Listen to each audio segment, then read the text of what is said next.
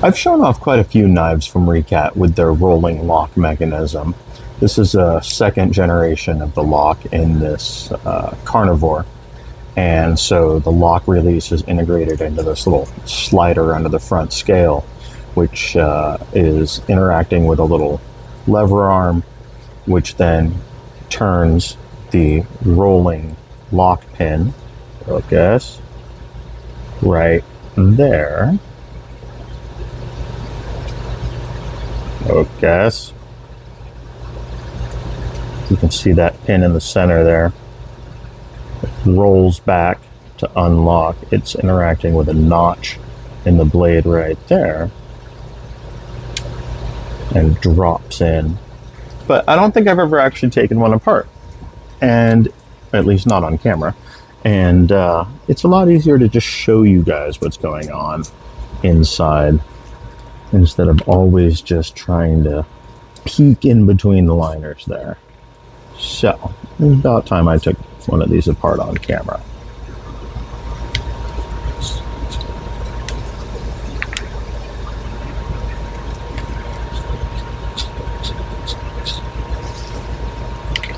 One nice thing is the universal size, the 5/64 for the fasteners. So now you can see we've got that slider there.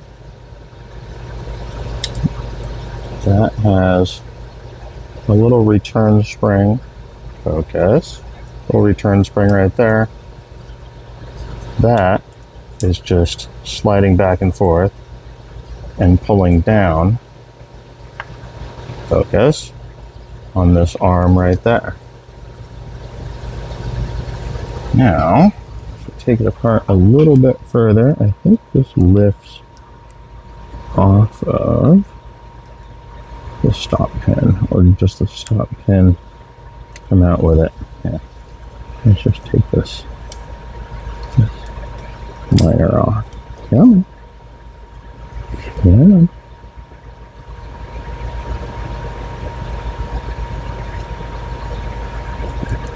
Who knows when the last time this was taken apart was.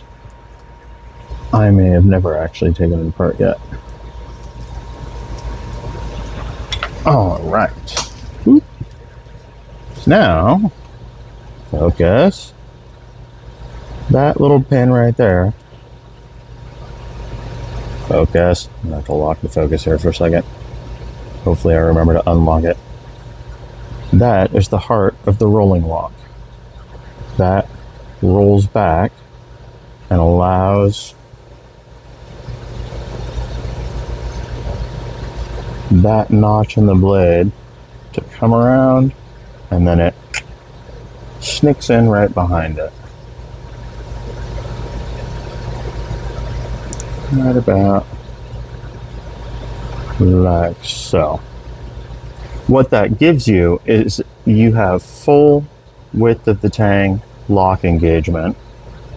So you have basically as much lock engagement as you could possibly have on the tang of the blade.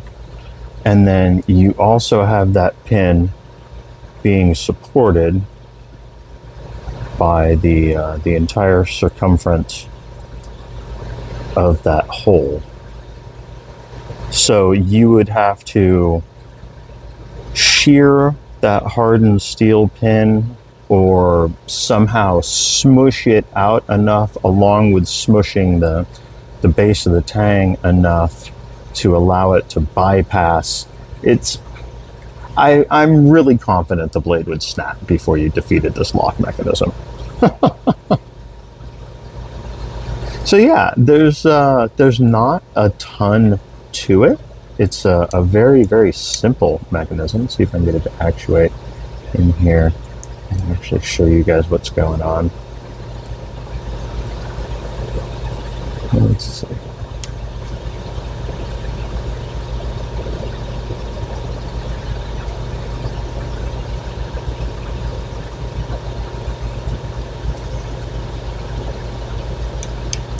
There we are. Alright, so when that's up like that,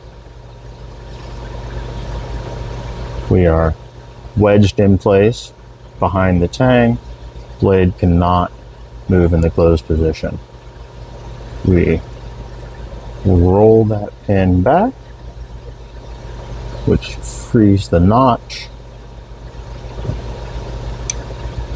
And then the blade can roll to the closed position, and then the spring pressure from the slider moves it into a little notch right there in the base of the blade right there. Focus.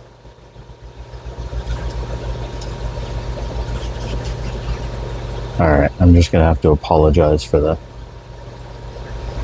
funky focus on this one. But now you know. This lock mechanism doesn't really lend itself to being actually able to see the mating surfaces when it's engaged. But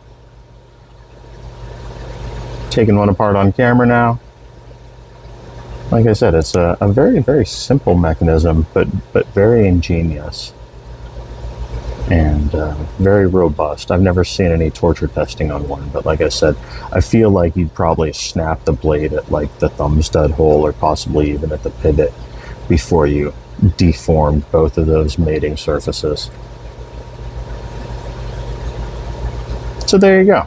That is a look at a R.E.K.A.T rolling lock mechanism. I'll clean this thing up before I throw it back together.